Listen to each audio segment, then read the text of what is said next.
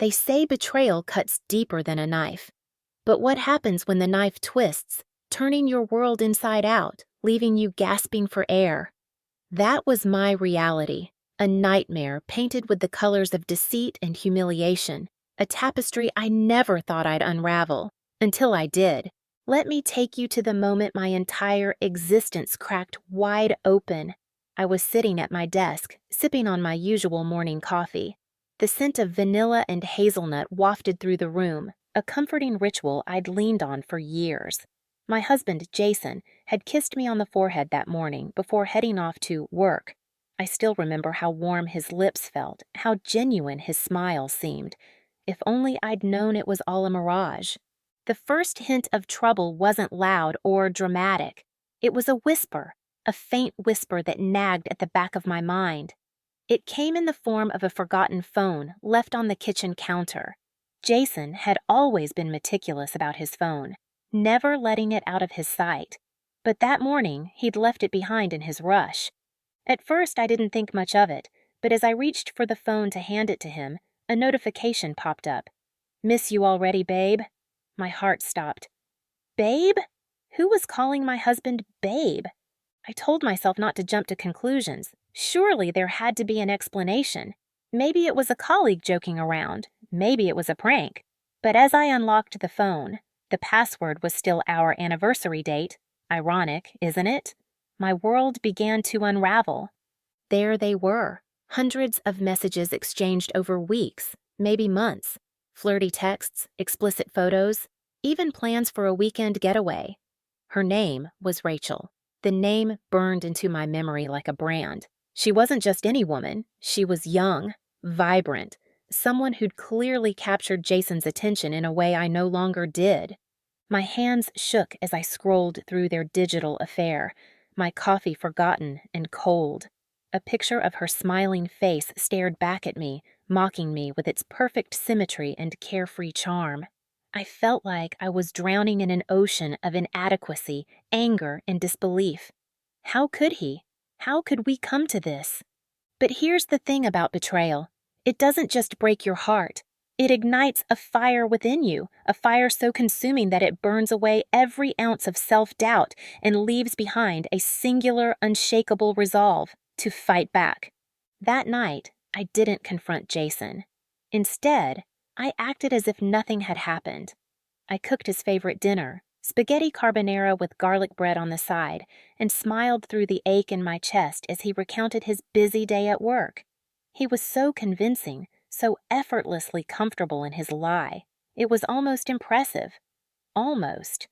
But I wasn't going to let him get away with it. No, Jason wasn't going to walk away unscathed. If he wanted to play with fire, I was more than ready to set the entire forest ablaze. The first step in my plan was to gather evidence. It wasn't enough to know. No, I needed proof. Over the next few weeks, I played the role of the unsuspecting wife while meticulously documenting every text, every call, every detail of their sordid affair. I hired a private investigator, a man named David, who was as sharp as a blade and twice as discreet. Within days, I had photos of Jason and Rachel holding hands at a cafe, sneaking kisses in a parking lot, and even checking into a hotel. But it wasn't just about catching them, it was about what came next.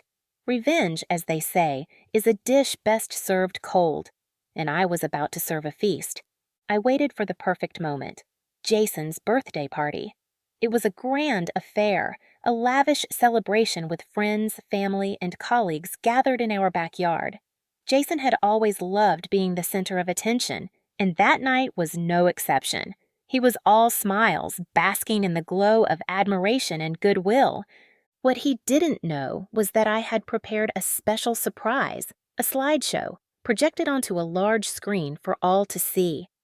As the party reached its peak, I tapped a glass to get everyone's attention. "I have a little something for Jason," I announced, my voice steady despite the storm raging within me. The slideshow began innocently enough, pictures of our life together, memories of our wedding day, vacations, and milestones. But then, the tone shifted. Suddenly, the screen was filled with images of Jason and Rachel, laughing, kissing, and sneaking around. Gasps filled the air, followed by a deafening silence. Jason's face turned ashen as he realized what was happening. He tried to stop the slideshow, but I was one step ahead. The files were synced to every device at the party, playing on a loop for everyone to see. And then I pulled out my piece de resistance, a box of confetti. But it wasn't ordinary confetti. It was shredded copies of their love letters, their emails, and every single piece of evidence I had collected. As I threw the confetti into the air, the crowd erupted into chaos. Some people cheered, others looked horrified, but no one could tear their eyes away from the spectacle. Jason tried to speak, to explain, but his words fell on deaf ears. I didn't need his excuses. I didn't need his apologies. All I needed was the satisfaction of knowing that he would never forget this moment, the moment his lies came crashing down in front of everyone he held dear. But my revenge didn't stop there. Oh no, Jason had underestimated me. I filed for divorce the very next day, armed with irrefutable evidence of his infidelity. In court, I exposed his double life, leaving him with nothing but regret and a tarnished reputation. Rachel?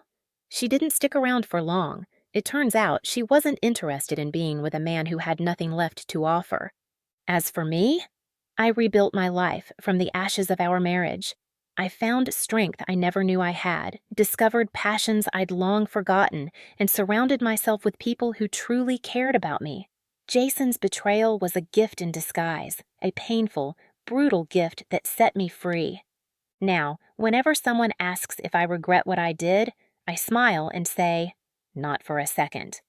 Because in the end, Jason got exactly what he deserved. And I got my revenge and my freedom. So let this be a lesson to anyone tempted to betray the trust of someone who loves them. Think twice, because you never know when the person you hurt will turn your lies into confetti and set the stage for the ultimate act of justice.